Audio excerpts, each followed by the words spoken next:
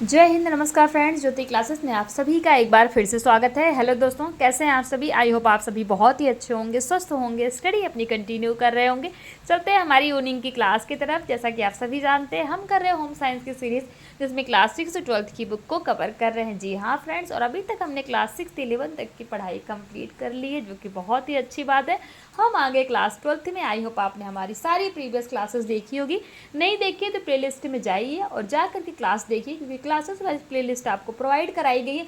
जिस भी क्लास में आपको जो भी डाउट है, आप जाके प्लेलिस्ट के माध्यम से अपने कॉन्सेप्ट क्लियर कर सकते हैं, क्योंकि सारे ही टॉपिक हमने बहुत ही डिटेल में पढ़े हैं। और इतने डिटेल में पढ़ने का एक ही उद्देश्य है कि एक बार आप इस सीरीज़ को देखिए, समझिए, ताकि होम साइंस से रिलेटेड कोई भी डाउट आपके माइंड में ना रह जाए। चाहे आप किसी भी क्लास के लर्नर्स हैं, किसी कॉम्पिटेटिव एग्जाम की प्रिपरेशन कर रहे हैं, या फिर किसी भी फील्ड में होम साइंस से अपना करियर देख रहे हैं, सभी के लिए सीरीज़ काफ़ी हेल्पफुल होने वाली है। तो प्लीज़ चैनल पर फर्स्ट टाइम विजिट किए हैं तो चैनल को लाइक, शेयर और सब्सक्राइब करें।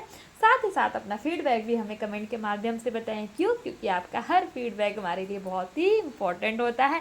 तो चलते हैं आज की क्लास की तरफ। चर्चा करेंगे हम उद्यमिता अर्थात इंटरप्रीनरशिप के बारे में। बट फ्रेंड्स, क्लास स्टार्ट करने से पहले मैं आपको बताना चाहूँगी, मेरे बैकग्राउंड से थोड़ी आवाज़ आ रही होगी आपको, क्योंकि बारिश बहुत हो रही है हमारे यहाँ। जी हाँ, आज सुबह की भी जो हमने मॉर्निंग की भी क्लास डाली थी, उसमें भी आपने देखा होगा थोड़ा थोड़ा सा आवाज़ आ रही है। वो फ्रेंड्स, बारिश इतनी हो रही है ना कि थोड़ा बहुत उससे डिस्टर्बेंस हो रहा है। और शाम को भी बारिश वैसी ही है, तो जिसकी वजह से थोड़ा सा आपको बैकग्राउंड में थोड़ा साउंड हो रहा होगा, जिसके लिए जो है आप उस पर ध्यान मत दीजिएगा, माइंड मत कीजिएगा। मैंने कोशिश किया कि वो साउंड बाहर की ना आए, बट फिर भी थोड़ी बहुत आ रही है, क्योंकि बारिश बहुत ज़्यादा हो रही है। सुबह से बारिश हो रही है फ्रेंड्स, जो कि रुक ही नहीं रही है। तो प्लीज़ उस पर ध्यान मत दीजिएगा। अब चलते हैं, देखते हैं हमारा आज का टॉपिक क्या है। उद्यमिता अर्थात इंटरप्रेन्योरशिप। इसके पहले प्रीवियस क्लास में हमने बहुत ही इंपॉर्टेंट टॉपिक डिस्कस किया था। क्या किया था?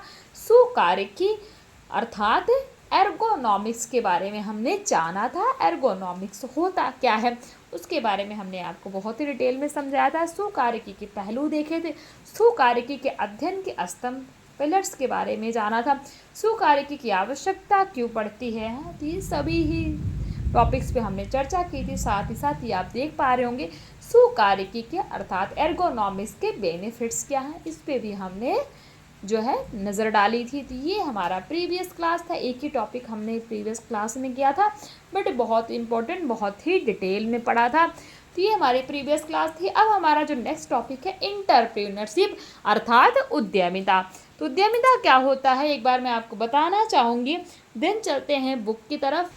तो फ्रेंड्स, उद्यमिता जब कोई व्यक्ति अपनी योग्यता एवं क्षमता को पहचान लेता है और उसका प्रायोगिक उपयोग करके नया व्यवसाय स्थापित करता है, तब उसे ही उद्यमिता अर्थात इंटरप्रेन्योरशिप कहते हैं। उद्यमियों का कार्य, ध्यान दीजिएगा, यहाँ पे एक वर्ड आया है उद्यमी, तो ये आपको पता होना चाहिए उद्यमी कौन होता है। उद्यमी फ्रेंड्स, उद्यमी क्या है, यहाँ पे इन्होंने ऐसा क्यों बोला है, उद्यमियों का कार्य। तो फ्रेंड्स, उद्यमी वह व्यक्ति होता है, ध्यान दीजिएगा, जो व्यावसायिक अवसरों की पहचान कर सके और उनके जोखिम को उठाने में सक्षम हो। तो उद्यमी किसको कहते हैं? एक ऐसा व्यक्ति जो व्यावसायिक अवसरों की पहचान कर सके और उनके जोखिम को उठाने में सक्षम हो, उससे ही हम क्या कहते हैं? उद्यमी कहते हैं। तो इन्होंने क्या बोला है?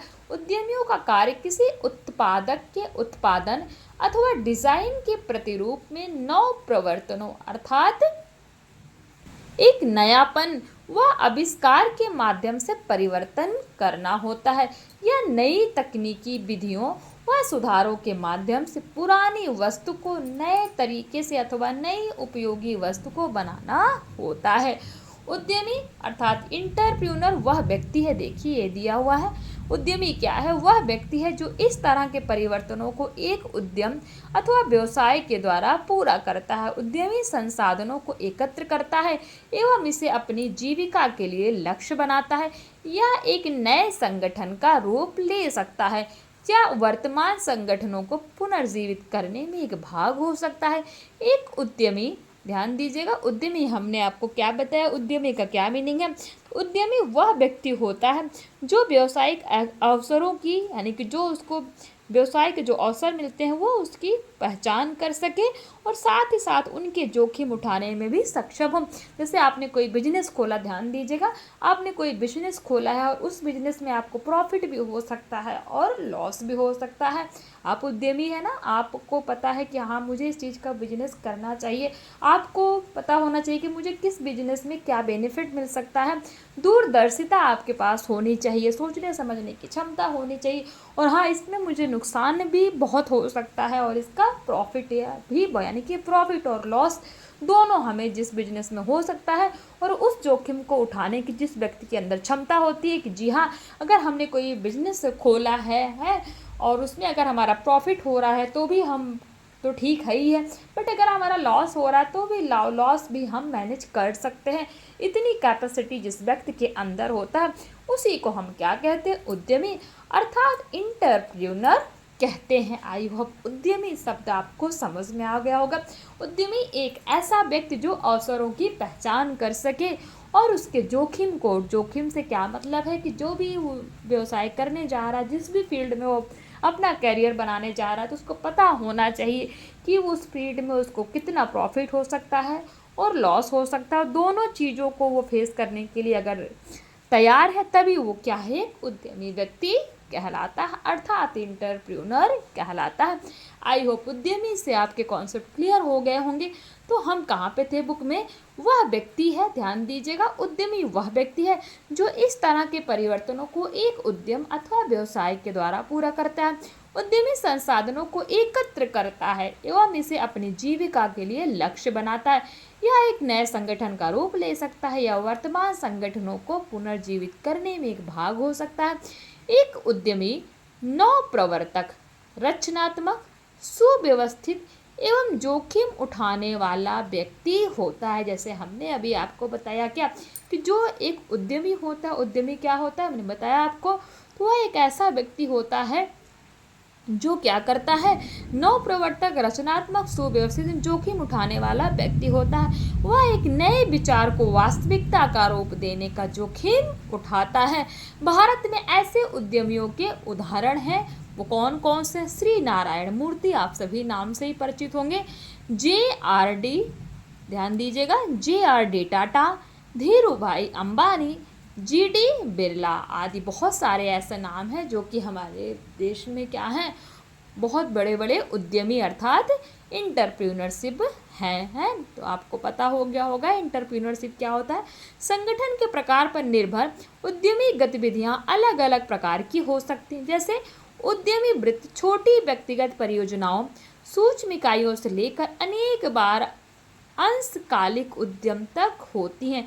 इसके अतिरिक्त इसके प्रमुख औद्योगिक संस्थान भी होते हैं जो उद्यमी के अतिरिक्त अनेक लोगों को भी रोजगार प्राप्त कराते हैं। उभरते उद्यमियों की मदद के लिए वर्तमान में अनेक तरह के संगठन उपलब्ध हैं, जिनमें राजकीय एजेंसियां, वैज्ञानिक संस्थान एवं संगठन आदि सम्मिलित हैं। भाई जो भी उद्यमी व्यक्ति है, उद्यमी कौन व्यक्ति होता है, एक ऐसा व्यक्ति जो किसी भी व्यवसाय के लिए, किसी भी कार्य के लिए उसके जोखिम को उठाने के लिए सक्षम होता है, चाहे उसमें उसको प्रॉफिट मिले तब भी वो अपने आप को तैयार किए हुए, या फिर उसका लॉस हो तब भी उसने तैयारी कर रखी है, वही क्या है, तो उद्यमी है। तो ऐसे उद्यमियों के लिए बहुत सारे संगठन खोले गए हैं। आप देखिए आज की डेट में आप जाके पढ़िए इंटरप्रेन्योरशिप, तो कितना ज़्यादा बढ़ावा हमारे देश के प्रधानमंत्री मोदी जो हैं हमारे, उन्होंने जो है प्राइम मिनिस्टर, उन्होंने दिया हुआ है और कितनी सारी योजना भी चलाई है इंटरप्रेन्योरशिप के लिए।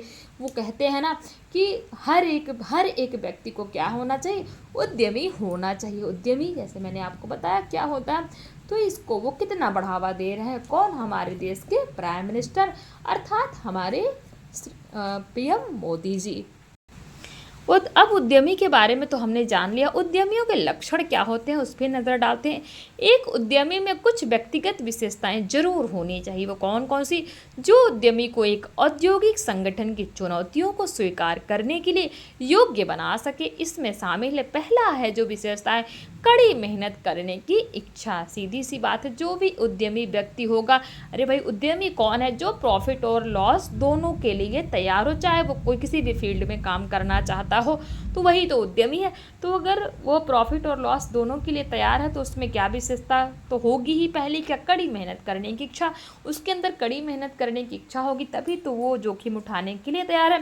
दूसरी जो विशेषता, योजना बनाने और क्रियान्वयन करने का ज्ञान और कौशल होना चाहिए। तीसरा है वित्त सामग्री, व्यक्तियों और समय के प्रबंधन का कौशल। चौथा पॉइंट है जोखिम उठाने का साहस, जो हमने अभी देखा। नेक्स्ट पॉइंट है एक साथ कई कार्यों को शुरू करने की योग्यता एवं तत्परता। कौशलों को सीखने की योग्यता एवं क्षमता भी होना चाहिए। कठिन मुद्दों पर समाधान ढूंढने की भी क्षमता होना चाहिए। यथार्थवादिता अर्थात सच्चाई का भी गुण एक उद्यमी के अंदर होना चाहिए। नेक्स्ट जो है चुनौतियों का सामना करने की भी योग्यता होनी चाहिए। भागीदारी विकसित करना चाहिए। समझौता करने की योग्यता, विनम्रता तथा संकट की स्थितियों से निपटने की योग्यता और साथ ही साथ अच्छा संप्रेषण कौशल। संप्रेषण कर कौशल से अभिप्राय अच्छी बातचीत करने की, यानी कि एक दूसरे को अपनी बात से कन्विंस करने की, अपनी बात से प्रभावित करने का कौशल भी उसके अंदर होना चाहिए। उसी को हम क्या बोलते हैं? अच्छा संप्रेषण कौशल, जो कि अपनी बातों से दूसरे को प्रभावित कर सके, कम्युनिकेशन स्किल्स उसकी अच्छी हो। तो एक उद्यमी व्यक्ति के ये लक्षण होने चाहिए। आई होप ये आपको समझ में आ गया होगा उद्यमिता और उद्यमियों के लक्षण। अब सामाजिक उद्यम वृत्ति क्या है? तो वर्तमान समय में उद्यम वृत्ति की संपूर्ण एक व्यापक धारणा सामने आई है। वो क्या है? जिसमें उद्यमी विभिन्न तरह की उद्यमी पहल, जैसे सामाजिक उद्यम वृत्ति एवं ज्ञान उद्यम वृत्ति के संदर्भ में विशिष्टता की सोच रखता है। अतः सामाजिक उद्यम वृत्ति एक अच्छे सामाजिक कार्य करने पर केंद्रित होती है। सामाजिक उद्यम वृत्ति एक विशेष समूह अथवा व्यापक रूप से समाज के लिए उद्यम वृत्ति के द्वारा बड़े पैमाने पर लाभ प्रदान करने के उद्देश्य तक पहुंचना चाहती है। सामाजिक उद्यमी कमजोर, अपेक्षित, वंचित समूह या जिनको स्वयं लाभ प्राप्त करने के लिए वित्तीय साधन प्राप्त नहीं है, उनके लाभ के लिए कार्य करते हैं। अतः सामाजिक उत्प्रेरक या सामाजिक उद्यमी दूरदर्शी होते हैं, जो मूलभूत सामाजिक बदलावों एवं टिकाऊ सुधारों का सृजन करते हैं। इस तरह के कार्यों की उनके चयनित क्षेत्रों में, चाहे वह शिक्षा, स्वास्थ्य देखभाल, आर्थिक विकास, पर्यावरण, ललित कलाएं या कोई और सामाजिक क्षेत्र हो, वैश्विक सुधारों को प्रेरित करने की क्षमता हो सकती है। अतः सामाजिक उद्यम वृत्ति की सफलता आर्थिक लाभ से उतनी नहीं आंकी जाती, यानी कि नहीं समझी जाती, जितनी सामाजिक लाभों एवं प्रभावों से मापी जाती है। तो ये हमने देख लिया सामाजिक उद्यम वृत्ति।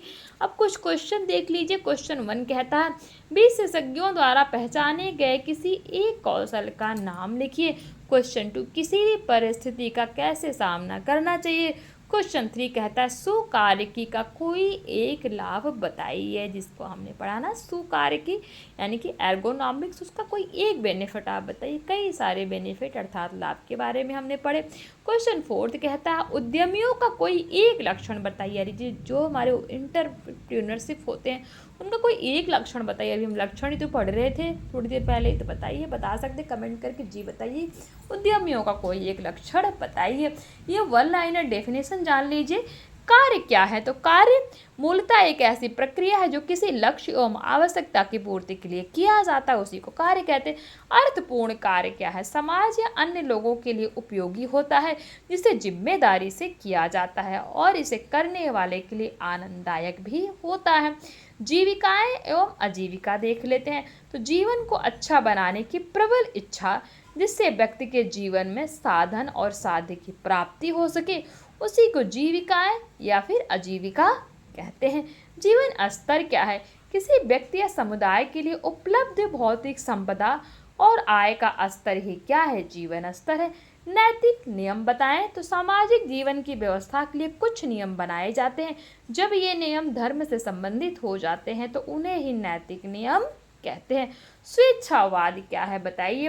तो नवीनता, व्यक्तिकता, असाधारणता, भव्यता आदि के चित्रण को काव्य का प्रधान लक्षण मानने का सिद्धांत। ध्यान दीजिएगा, स्वेच्छावाद क्या है?